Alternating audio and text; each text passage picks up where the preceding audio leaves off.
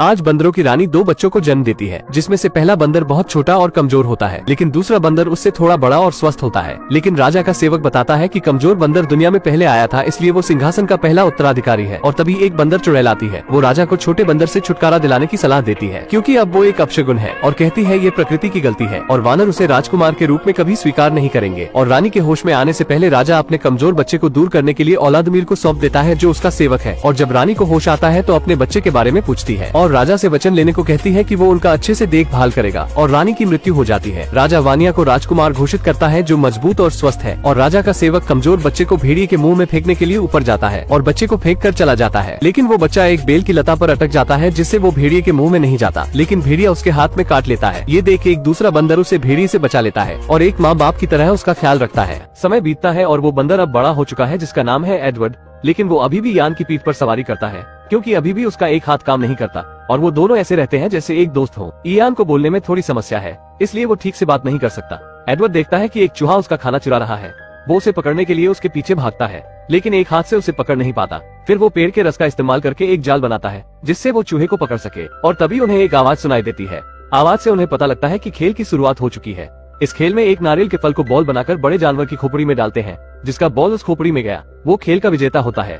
Ian जाने से मना करता है, क्योंकि इन दोनों वानरों के अन्य वानरों द्वारा भेदभाव किया जाता है। एडवर्ड किसी भी तरफ इयान को मना लेता है और दोनों खेल देखने चले जाते हैं। वानिया, जो राजा का बेटा है, वो इस खेल का पहला विजेता है, जिससे सभी वानर उसकी तारीफ करते हैं। अब खेल का दूसरा पड़ाव शुरू होता है। खेल के बीच में बॉल देखकर इयान से रहा नहीं जाता और बॉल को एक छलांग में पकड़ लेता है और नीचे गिरता है, लेकिन वो बॉल एक छेद में चला जाता है, जहाँ से उस बॉल को निकालना असंभव था। सभी वानर इयान को पीटने लगते हैं और एडवर्ड उस बॉल को निकालने के लिए एक लंबी लकड़ी और पेड़ के चिपचिपे रस का इस्तेमाल करता है और बॉल को बाहर निकाल लेता है। सभी वानर उसके चारों तरफ इकट्ठा हो जाते हैं और पूछते हैं उसने ये जादू कैसे किया। और तभी वानिया आ जाता है और एडवर्ड से बॉल लेकर ऊपर फेंकता है, लेकिन उस चिपचिपे रस से बॉल उसके हाथ में चिपक जाता है। सभी वानर उसे निकालने की कोशिश करते हैं और झटके में नारियल निकलने से वो राजा के सर पर जा गिरता है। और जब औलादमीर उसे खींचकर निकालता है तो राजा का बाल भी नारियल में चिपक कर साफ हो जाता है। राजा इस अपराध करने वाले अपराधी को जानना चाहता है। इसी बीच डायन एडवर्ड को देखती है और औलादमीर से पूछती है कि क्या उसने उसे राजा के कहने के अनुसार बच्चे को भेड़िए के मुंह में फेंक दिया था या नहीं। औलादमीर कहता है, राजा के कहने के अनुसार उस बच्चे को मैंने भेड़िए के मुंह में फेंक दिया था। लेकिन डायन उसे धमकाते हुए उसकी सही पहचान पता करने के लिए भेजती है। लेकिन राजा का बेटा वानिया ये सब सुन लेता है और अपने पिता से किसी दूसरे वानर को सिंहासन लेने की बात करता है। और राजा सिमोन इसके बारे में कुछ करने का वानिया से वचन लेते हैं।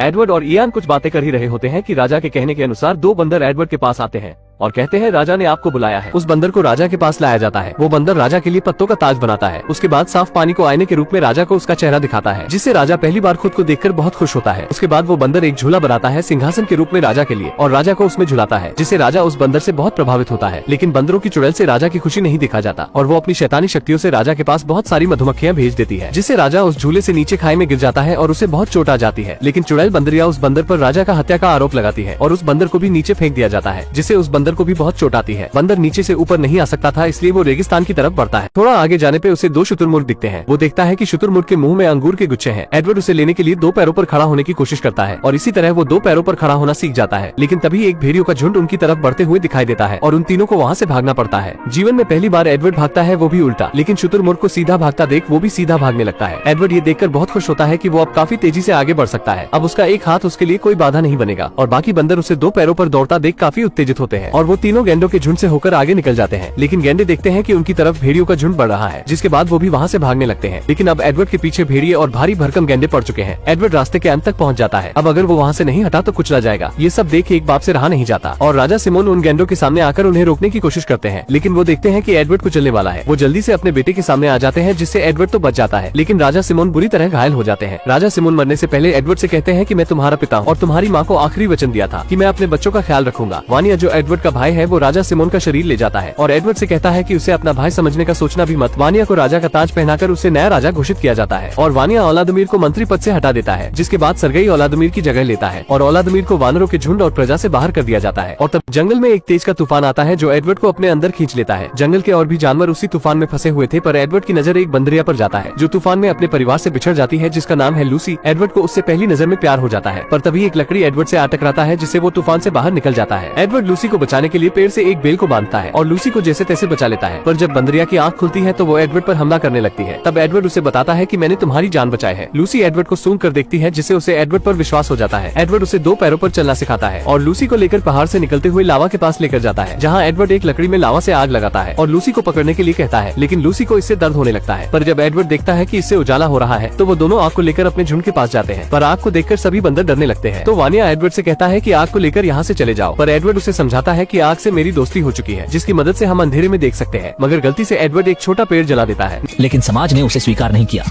उन्होंने पत्थर फेंके और उन्हें जाने को कहा। दोनों अपनी मशालें लेकर भेड़ियों की माद में गए। यह पहली बार था कि बंदर इतने साहसी थे। भेड़ियों का समूह आग से भयभीत हो गया। इसी तरह उसने भेड़ियों की माद में आराम करने का आधार बनाया। गर्मा गर्म रोशनी के बीच मानव पूर्वजों की पहली चुंबन जन्मी। देखने वाले बंदर समूह उत्साहित हुए और उन्होंने इसकी नकल करने की कोशिश की। यह एक नई तरह की भावनात्मक अभिव्यक्ति थी। कुछ जलन और ईर्ष्या भी जग गई। एक चुड़ैल ने माया जाल बिछाया, डर की नई लहर उत्पन्न करने का प्रयास किया। बंदर राजा के भ्राता ने जोश से चिल्लाया, स्वाधीनता हासिल की। विक्षोभ में उनकी मेधा बढ़ी और फल छीनने हेतु औजार सीखे। शिकार को पत्थरों से गिराया, शाखाओं से गुलेल बनाया, भाले का प्रयोग किया और भेड़ियों को पालना सीखा। उनकी जिंदगी में सुधार हुआ और उनका आहार समृद्ध हुआ। गुफा में लौटकर चमकीले पत्थर से आग जलाना सीखा। यह वह पहला अवसर था जब वानरमैन ने कृत्रिम आग प्रज्वलित की। भाई बंदर ने अपनी प्रेमिका को शिकार खाते देखा।